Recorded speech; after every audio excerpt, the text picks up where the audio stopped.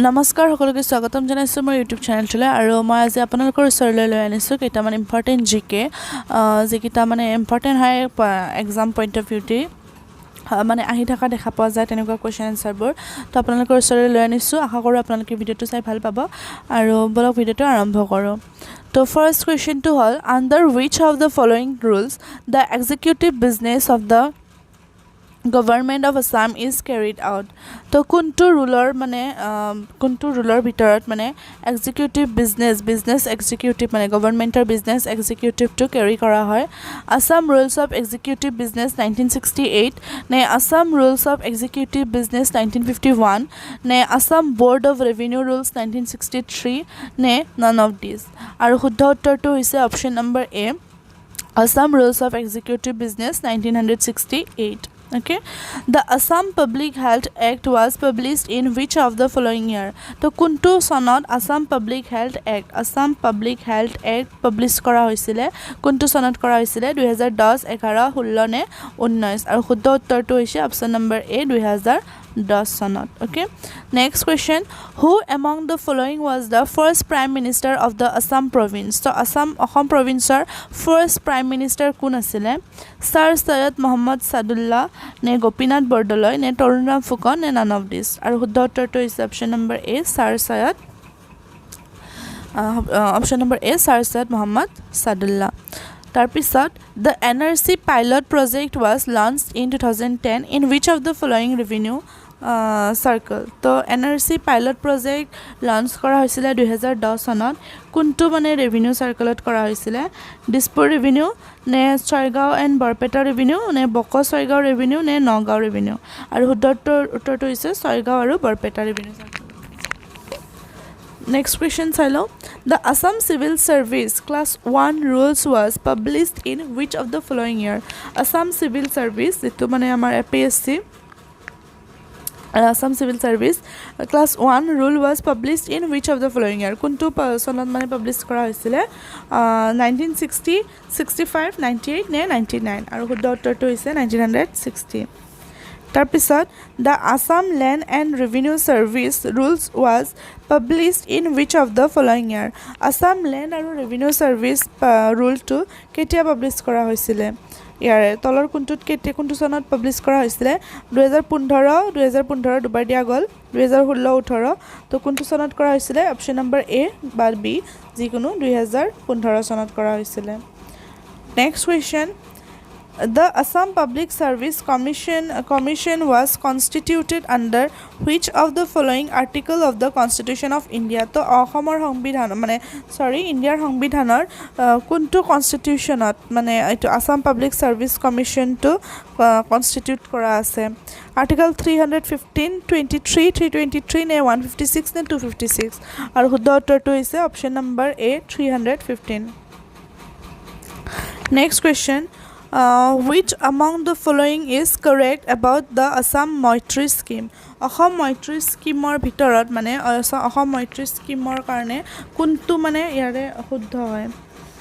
It is a scheme for welfare of the plain tribes and backward classes. Mane, it is a scheme for improvement of police station for citizen services. It is a scheme to improve the mines and minerals exploration in Assam. None of these. Aru huddho uttor to hoise it is a scheme for improvement of police station for citizen services. So Moisture scheme to mane Assamor jitu Moisture scheme hoy tar karone শুদ্ধ উত্তৰটো হৈছে যে এখন এনেকুৱা এখন scheme হয় যেটো মানে পুলিশ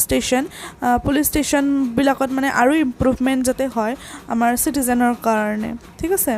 তো নেক্সট কোৱেশ্চনটো হ'ল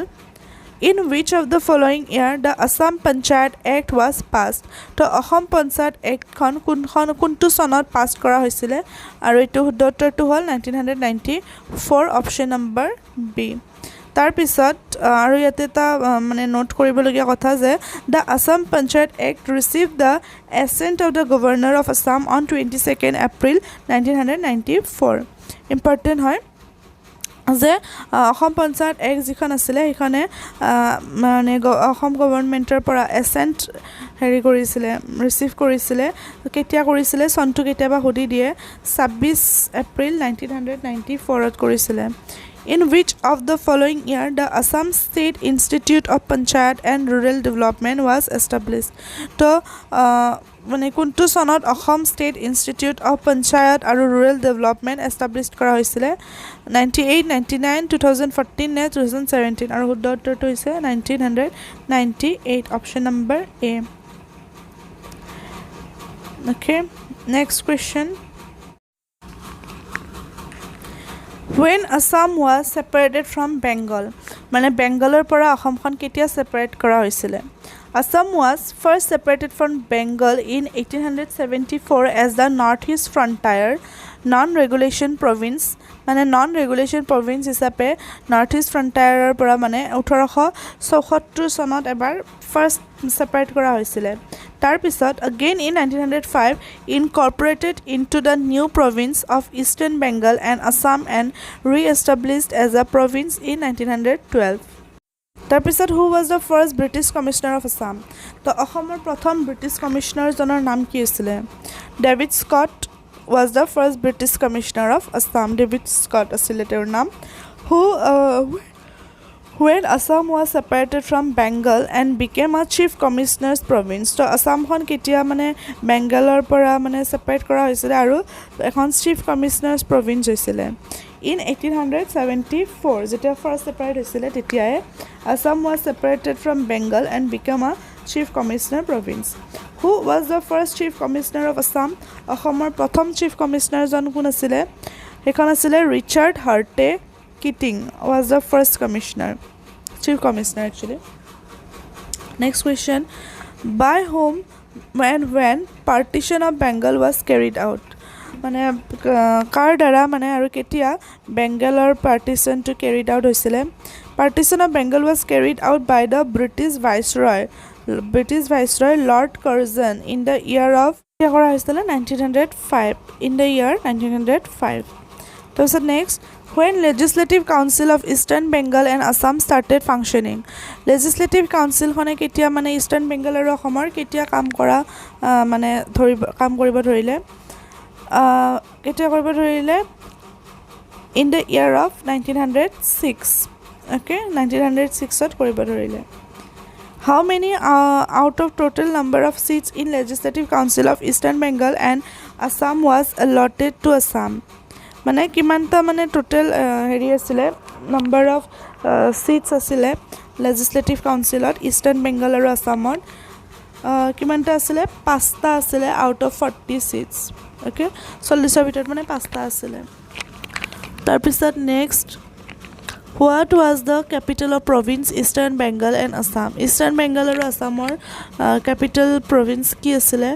provinceৰ capital কি আছিল ঢাকা আছিল ওকে এতিয়াও বাংলাদেশৰ ঢাকাই হয় ন তো ঢাকা আছিল when Assam was first recognized as an administrative division অসমক কেতিয়া administrative division হিচাপে recognize কৰা হৈছিল কেতিয়া কৰা হৈছিল 1 এপ্ৰিল 1911 চনত কৰা হৈছিল okay partitioning province of East Bengal and Assam Which article of the Constitution of India has a special provision with respect to Assam? তো আৰ্টিকলৰ মানে কনষ্টিটিউশ্যন খনৰ মানে সংবিধান খনৰ কোনটো আৰ্টিকলত ইণ্ডিয়া এটা মানে স্পেশাল প্ৰভিজন যে আছে অসমৰ প্ৰতি যে মানে সন্মানৰ হেৰিত আছে এটো মানে কোনটো মানে আৰ্টিকলত আছে তো হেতু হল আৰ্টিকল 371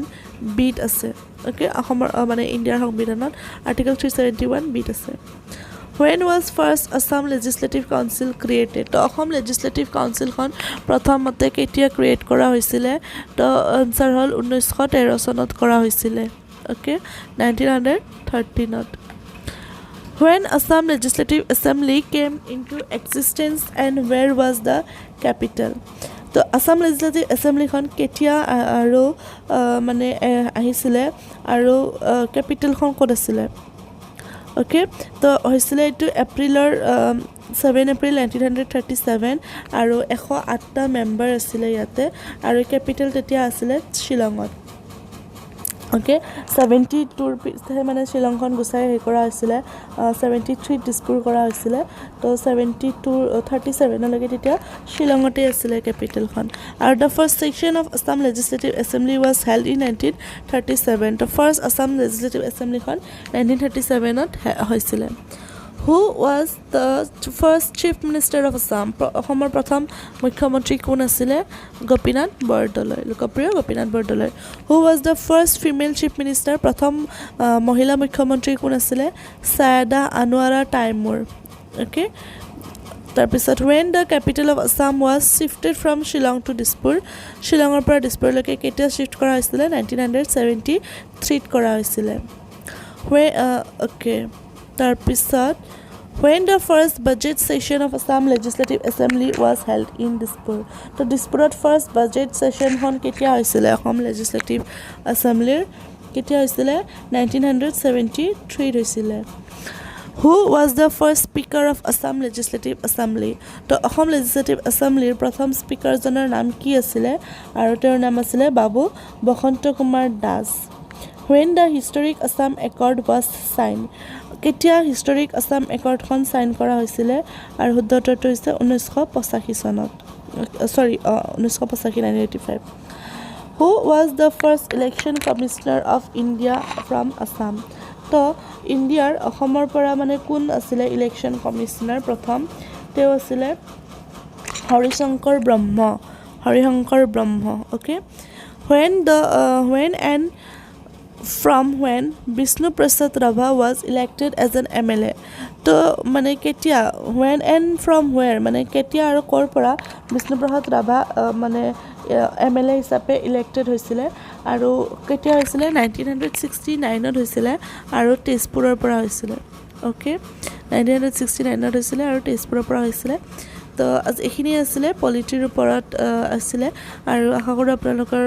ভিডিঅ'টো চাই কিনে ভাল পাইছে যদি কিবা বুজি পোৱা নাই বা কিবা ডাউট আছে তেনেহ'লে কমেণ্ট ছেকশ্যনত কমেণ্ট কৰি জনাব আৰু ভিডিঅ'টো একেলগে চাবৰ বাবে বহুত বহুত ধন্যবাদ